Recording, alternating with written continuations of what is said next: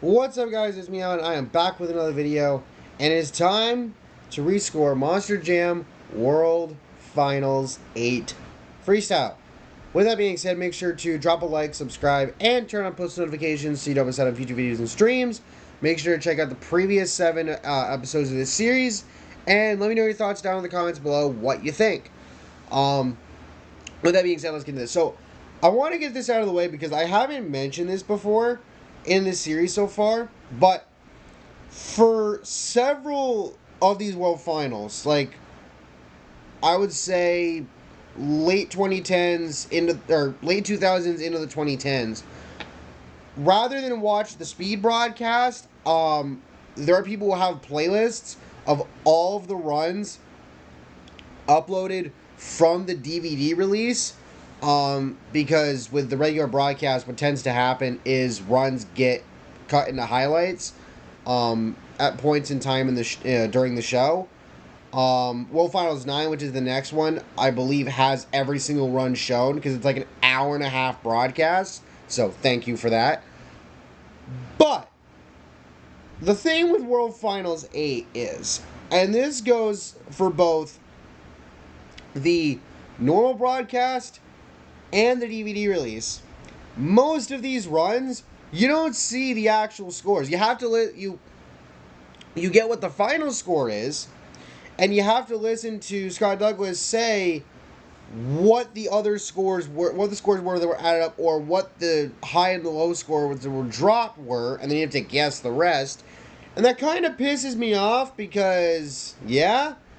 But anyway, so this year, Pablo Huffaker debuts Captain's Curse. He's driven a few different trucks thus far. He's driven a bunch of different trucks at World Finals, but he debuts Captain's Curse.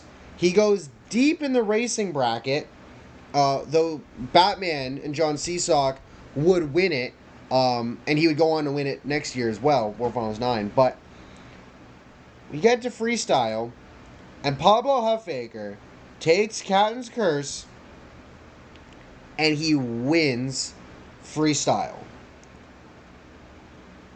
Honestly, when you look at Huffaker, I think he's one of those guys. If you were to make like a top 5 or 10 best utility drivers, which means a driver that's driven several different trucks over the years and has made a long career doing that, Pablo Huffaker is probably near the top of that list, and he has a World Finals title to his name. And in this rescore universe, and still, your Monster Jam World Finals 8 Freestyle champion, Pablo Huffaker, and Captain's Curse. Because honestly, for one, he deserved it, and two, I just can't take it away from him. You look at his run. He had a good start, really good air into a slap lily, bounces from one rear tire to the other before settling down. Another get hit over the double jump from the backside, great air over the center, great air over the box truck, solid hit over the tanker, and a save. Launches over the fountain, rolls over after one last hit. They didn't give me the IRL score, but he had a 34, and originally I actually bumped it up by 1 point to a 35. Honestly, like, in real life, Pablo ended up having to outlast a bunch of trucks.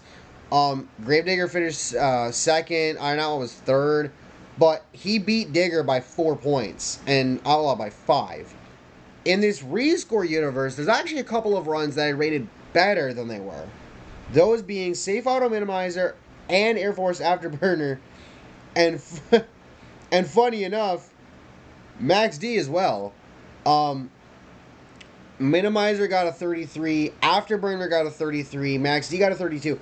Outlaw actually gave a 31, and Digger I also gave a 31. So really, 2nd through 6th, the scores all go up. So it's not to say that Digger and Outlaw fell because these are, because I scored them worse. They got more points by a couple, but there were other ones that got more.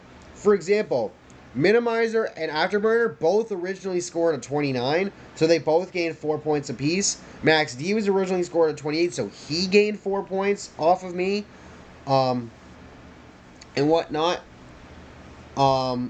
So, yeah. And the reason for that, in all honesty, is both runs were really good. Safe Auto Minimizer, he had a good first couple of hits. Great air over the van stack. Great air over one of the cars in the racing lane, I believe.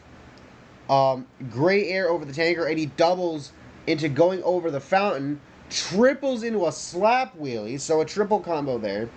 Gets another slap wheelie, then really good air over the center jump. Lands, rolls over, but saves it, and he gets one last hit in. You could almost make the argument that possibly Mark McDonald could have won here.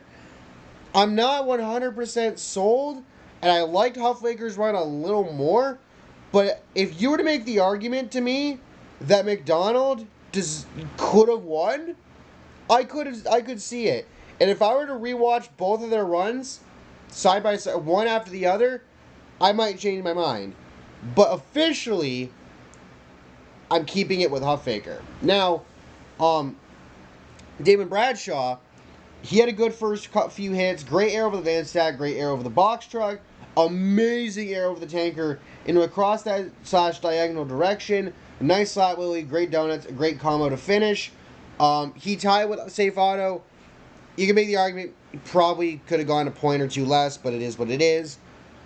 Max D, he, like I said, originally got a 28. Hold on. He went last because he was the defending freestyle champion. He had great air, clears the double jump, which something I don't think anybody else did. Great air over the van stack, great air over the bread truck. I said box truck earlier, it's the bread truck. And that was in the fountain. Then comboed over the tanker, insane air over the center jump, but breaks the rear end and the front shock. Well, actually, the front shock was already broke. If you rewatch it in slow-mo, the front shock, you actually can see go through the hood. But he snaps the rear axle in the middle. He makes one more hit, gets shut off. He left 25 seconds left on the clock. You can very well make the argument that Mintz could have won if he doesn't break the rear axle. Honest to God. Digger had a great run. Charlie Pawkin. Pawkin plowed it into the bread truck, which was insane. Actually, I put that in the thumbnail for last video. I gotta fix that real quick. Fucking dumbass. Anyway, yeah, so if you see the World Finals 7 thumbnail change, yeah, you will. But anyway, because World Finals 8 was when this happened. I don't know why I thought it was 7, but anyway. Insane air, insane move for Pawkin. Obviously, he didn't get a great score because it was run early, but it's still one of the craziest moments in World Finals history, bar none. And shout out to Iron Outlaw. I think he went first, held the lead for a while. Actually, again, like I said, I gave him a score that was a little better than what he got. Overall, this was a really, really good World Finals, and it's great to think how several trucks that finished near the top of the standings I gave them better scores than what they originally had, and yet the guy that won originally still wins. Again, you can make the argument that Mark McDonald's run was better. And McDonald, he never won a World Finals Freestyle title. He came close. The furthest he got in racing, I believe, was the finals while driving El Toro Loco, the black version, years later. But he never came this close to winning the freestyle title, aside from this year. Again, you could very well make the argument, and I might even go back and revisit this in the future, and maybe change my mind. But Huffaker deserved it, and it would be very hard for me to take it away from him. Again, debate me in the comments. If you think McDonald's run was better, let me know. I want to hear your thoughts.